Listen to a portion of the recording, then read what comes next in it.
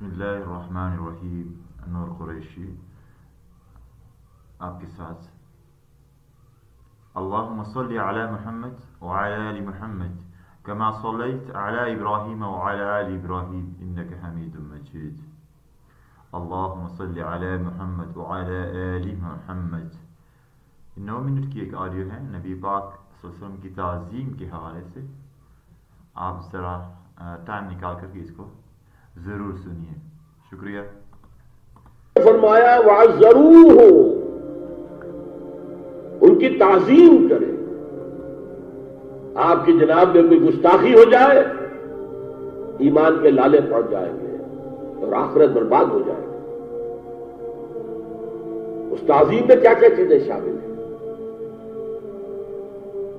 دیکھیے. سورہ حجرات میں ابتدائی حصے میں تفصیل سے کہا گیا یا ایھا الذین آمنوا لا ترفعوا اصواتکم فوق صوت النبی ولا تجهروا له بالقول كجهر بعضکم لبعض ان تحبط اعمالکم وانتم لا تشعرون.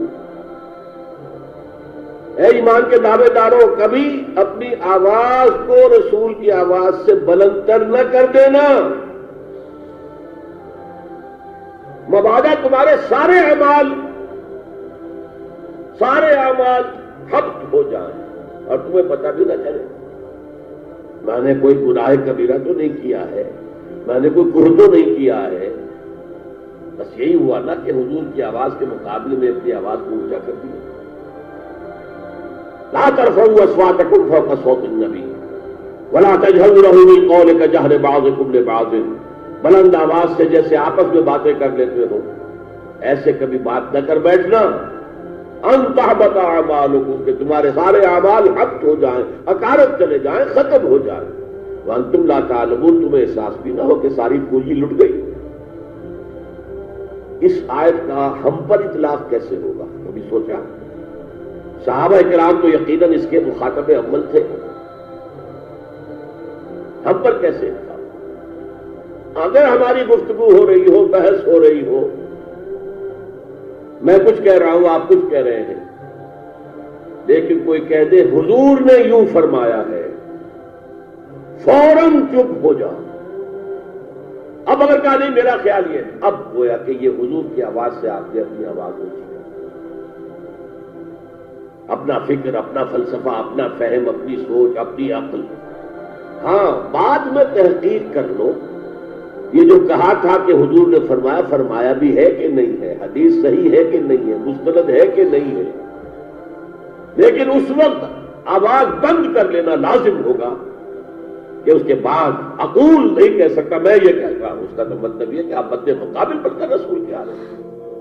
لا ترفعوا اصواتکم فوق صوت النبی ولا تجهروا له بالقول كجهر بعضكم لبعض ان تحبط اعمالكم وانتم لا تشعرون.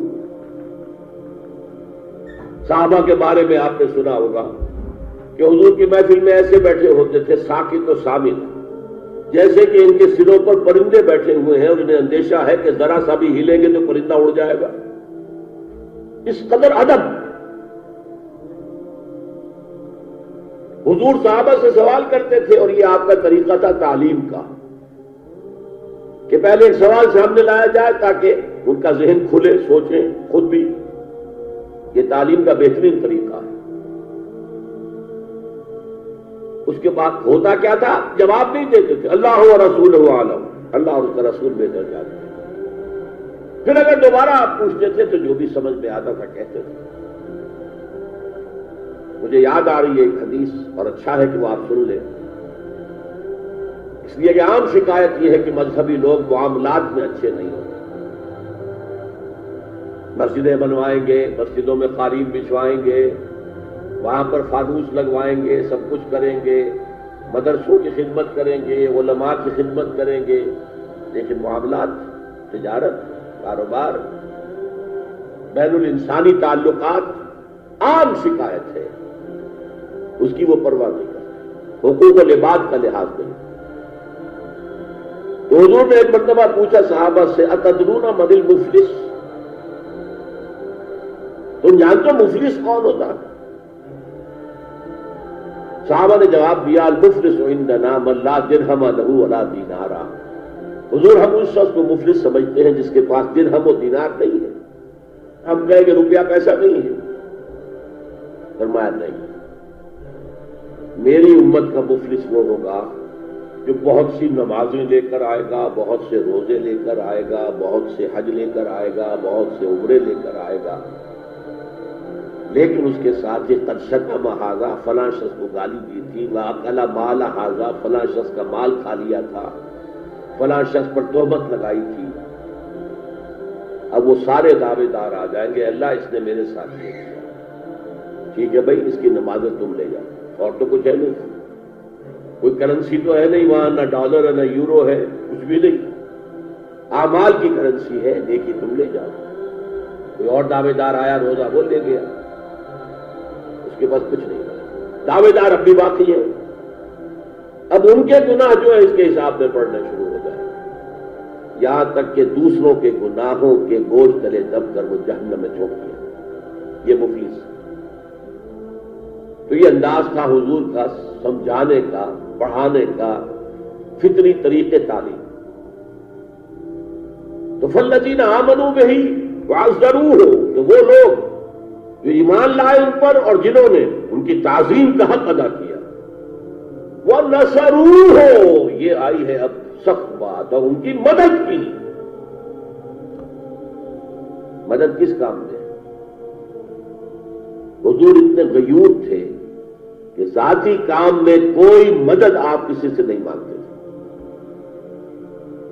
سیرت کی کتابوں میں آتا ہے کہ اگر آپ سواری پر ہوتے تھے اور آپ کا گھوڑا نیچے گر جاتا تھا تو کسی سے یہ نہیں کہتے تھے کہ اٹھا کر ذرا مجھے پکڑا دو.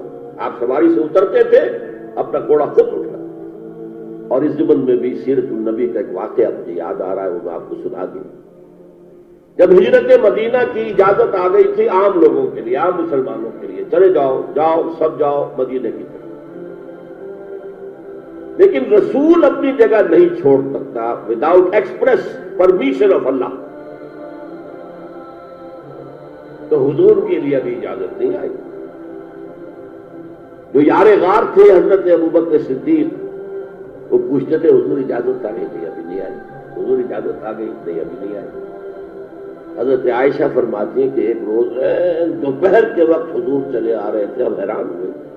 عربوں میں یہ آج بھی ان کی تہذیب جو ہے وہ یہ ہے کہ ظہر عصر کے درمیان نہ کسی سے ملنا، نہ کسی کے یہاں جانا، نہ وزٹ کرنا، دکانیں بھی بند اور قیلولہ کرتے ہیں.